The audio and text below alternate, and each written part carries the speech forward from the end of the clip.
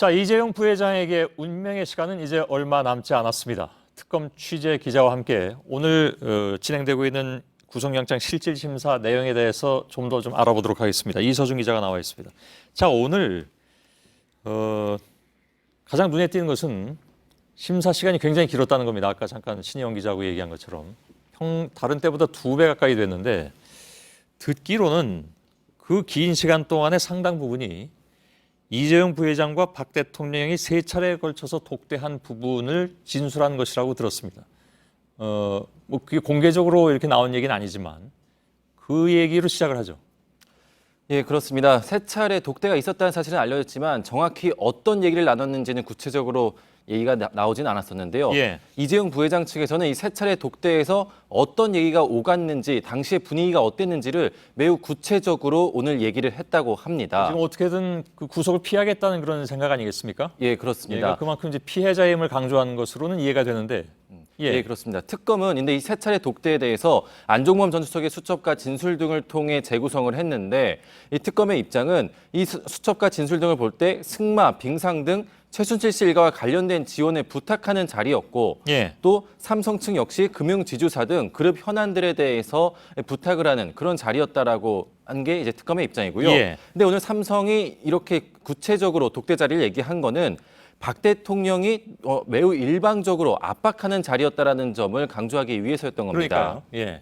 예. 그래서 일명 이렇게 이른바 이에 대해서 박 대통령 측이 레이저를 쏘는 자리였다. 그에 대해서 압박을 받는 자리였다. 이런 부분을 강조한 겁니다. 예.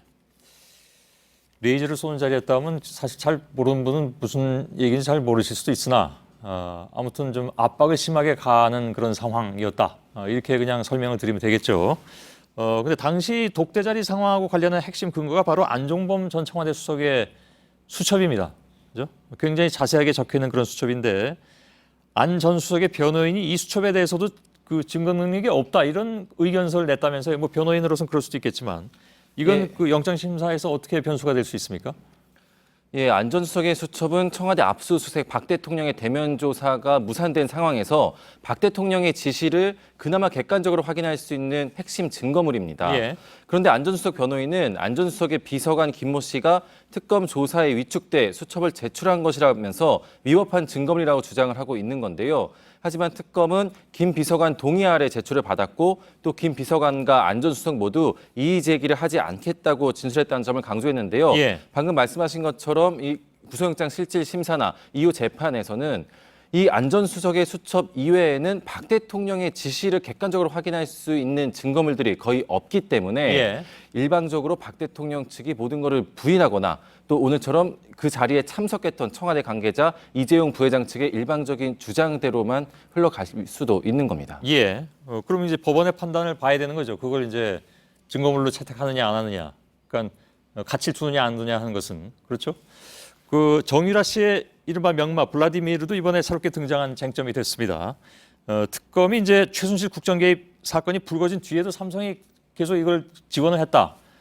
그런 정황으로 이 얘기를 하고 있는 거 아니겠습니까? 예, 정유라 씨가 지난해 10월부터 새롭게 탄 말이기 때문인데요. 예.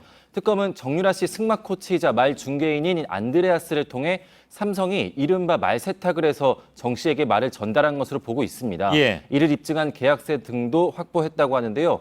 삼성은 블라디미르 구입에 전혀 관여하지 않았고 계약서에 대해서는 알지 못한다는 입장입니다. 예. 자, 마지막으로 한 가지만 더 질문하죠. 아무튼 쟁점이 지금 많기 때문에 결정이 나오기까지는 시간이 걸릴 것은 뭐 자명한데 법조계에서 구속영장 발부 가능성에 대해서는 뭐라고 얘기합니까? 이건 좀 조심스럽기는 하겠습니다만. 예, 지난 1차 구속영장 청구 때에 비해서 더욱더 말을 아끼는 분위기입니다. 아, 그런가요? 예, 왜냐하면은 이전에 한번 기각이 됐기 때문에 조심스러울 뿐만 아니라 또 지난 3, 4주간 동안 이 특검이 나름대로 또 이 보강 수사를 했기 때문에 예. 이 보강 수사 부분에 대한 평가가 조금 엇갈리기 때문인데요.